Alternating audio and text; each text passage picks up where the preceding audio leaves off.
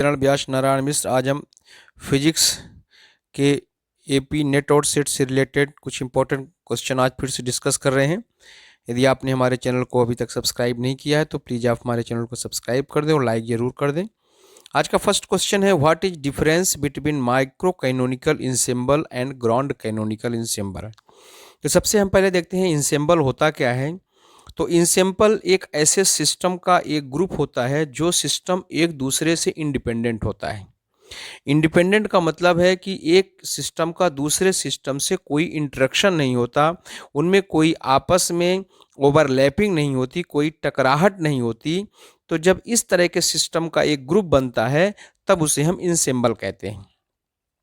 Ensemble तीन प्रकार के होते हैं, canonical ensemble, micro canonical ensemble and ground canonical ensemble.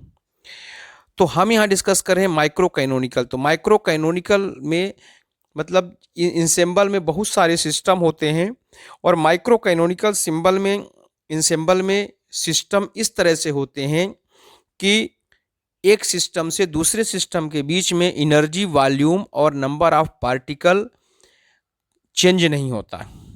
मतलब जितना फर्स्ट सेल में एनर्जी और वॉल्यूम और नंबर ऑफ पार्टिकल है उतना ही दूसरे सेल में या दूसरे सिस्टम पे है।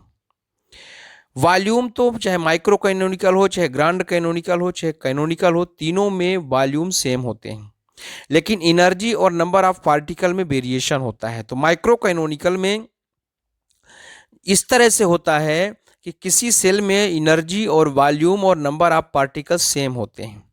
इसको ऐसा समझ सकते हैं कि दो सिस्टम के बीच में अगर हम किसी एक दीवार को या वॉल को कंसीडर करें तो वो वॉल जो है क्या होता है, इम्परिमेबल होता है। मतलब उससे कोई चीज़ इधर उधर जा नहीं सकती, मतलब पार्टिकल एक सिस्टम से दूसरे सिस्टम में नहीं जा सकता, एनर्जी का भी आदान प्रदान नहीं होगा। मतलब एक तरह से माइक्रो कैनोनिकल को हम आइसोलेटेड सिस्टम मान सकते हैं। फिर जो ग्रांड कैनोनिकल होता है, तो ग्रांड कैनोनिकल में वॉल्यूम तो सेम होता है लेकिन एनर्जी चेंज हो सकती है। यहाँ बाई मिस्टेक एनर्जी लिख दिया गया था, एक्चुअल में वॉल्यूम। तो वॉल्यूम भी कांस्टेंट होता है और जैसा कि मैंने अभी डिस्कस किया कि एनर्जी चेंज हो सकती है। एनर्जी चेंज होने के कारण मतलब इस तरह से दो सिस्टम के बीच में वॉल होते हैं, दीवार होते हैं, बाउंड्री लाइन होती है कि एनर्जी का आदान प्रदान हो सकता है। जब एनर्जी का आदान प्रदान होता है तो टेम्परेचर क्या हो जाएगा, कांस्टेंट हो जाएगा। तो ग्रांड कैनोनिकल में टेम्परेचर कांस्टेंट होता है, वॉल्यूम सभी का कांस्टेंट होता है और केमिकल पोटेंशियल सेम होता है। केमिकल पोटेंशियल का मतलब है कि एक जगह नंबर ऑफ पार्टिकल ज़्यादा होंगे और एक जगह नंबर ऑफ पार्टिकल जब कम होंगे, तो जब उनमें से अगर हम कोई ऐसा बाउंड्री लगा देते हैं कि बाउंड्री से पार्टिकल आगे इधर से उधर जा सकता है, तो जिस सिस्टम में नंबर ऑफ पार्टिकल ज़्यादा होंगे उस सिस्टम से पार्टिकल वहाँ पे चले जाएंगे जहाँ पे नंबर ऑफ पार्टिकल कम होंगे। तो इस तरह से दोनों सिस्टम में नंबर ऑफ पार्टिकल सेम हो जाएंगे। इसी को हम बोलते हैं केमिकल पोटेंशियल सेम होता है। वॉल्यूम तो हमेशा सेम होता है। टेम्परेचर तो ग्रांड कैनोनिकल में टेम्परेचर सेम होता है, वॉल्यूम तो सेम होता ही है और केमिकल पोटेंशियल मतलब सभी सेल में नंबर ऑफ पार्टिकल सेम होते हैं। इस तरह से देखा जाए तो ग्रांड कैनोनिकल में जो है एक ओपन प्रोसेस होती है, ओपन सिस्टम कहलाते हैं। ग्रांड कैनोनिकल को हम ओपन सिस्टम कह सकते हैं। जो कैनोनिकल होता है, जो कि यहाँ क्वेश्चन में नहीं है, लेकिन कैनोनिकल में क्या होता है कि वॉल्यूम तो कांस्टेंट होता ही है, नंबर ऑफ पार्टिकल भी कांस्टेंट होते हैं, लेकिन उसमें एनर्जी चेंज होती है। क्योंकि कैनोनिकल में जो है तो क्लोज्ड सिस्टम होता है। क्लोज्ड सिस्टम का मतलब होता है कि particle number of particle change नहीं होंगे लेकिन एनर्जी चेंज हो सकती है। ठीक है, तो इस तरह से डिस्कस हो गया। नेक्स्ट क्वेश्चन है, इक्विपार्टीशन लॉ ऑफ एनर्जी क्या कहलाता है। तो जैसा इसका नाम से कि एनर्जी का इक्विपार्टीशन मतलब बराबर भाग में बांटना है एनर्जी को, तो जैसा नाम है वैसे इसका स्टेटमेंट है कि यदि कोई सिस्टम किसी टेम्परेचर T के साथ थर्मल इक्विलिब्रियम में है।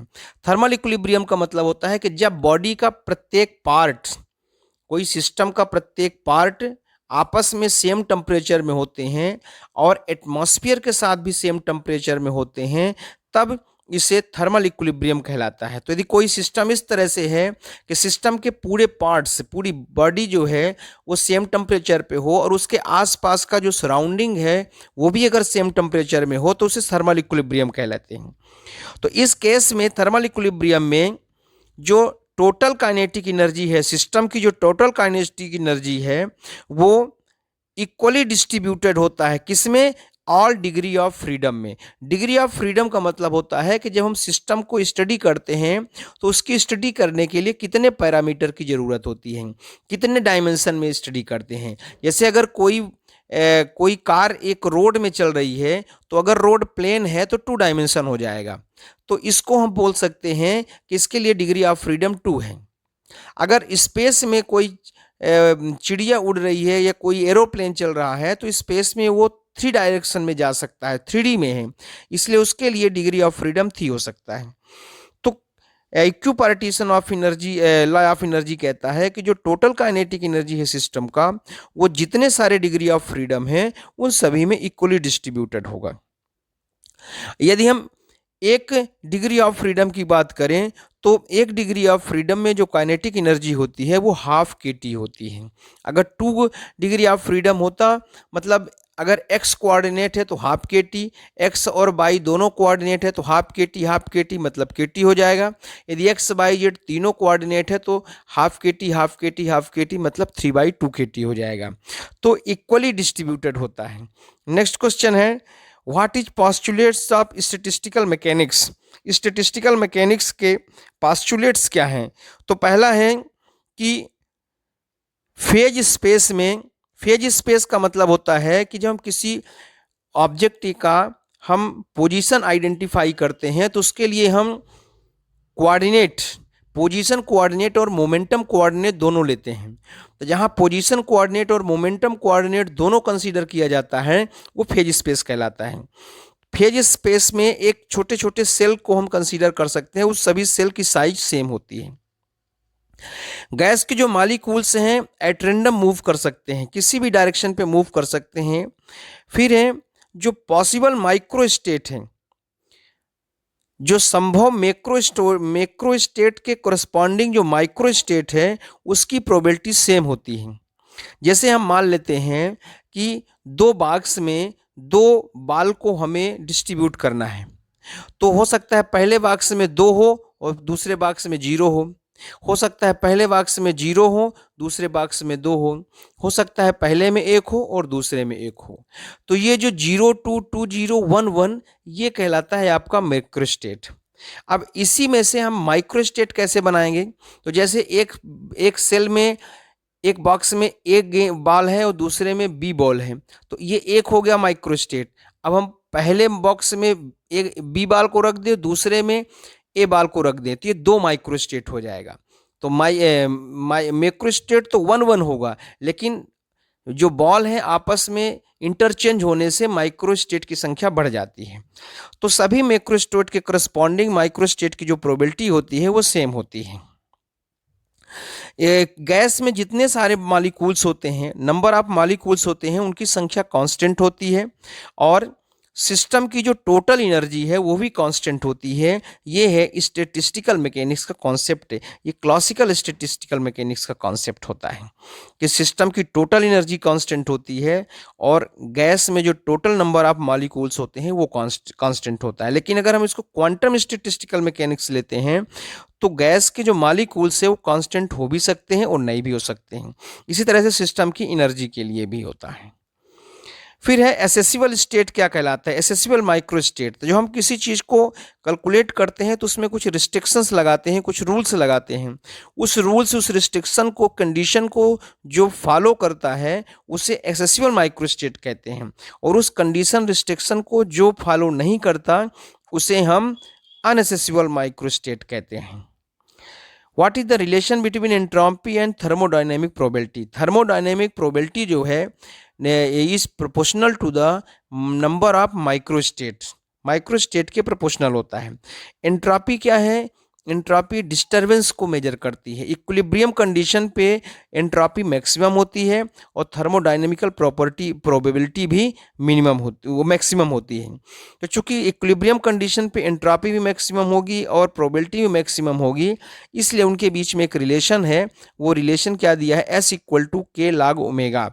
कि क्या है, बोल्ट्जमैन कांस्टेंट है, यस एंट्रोपी है।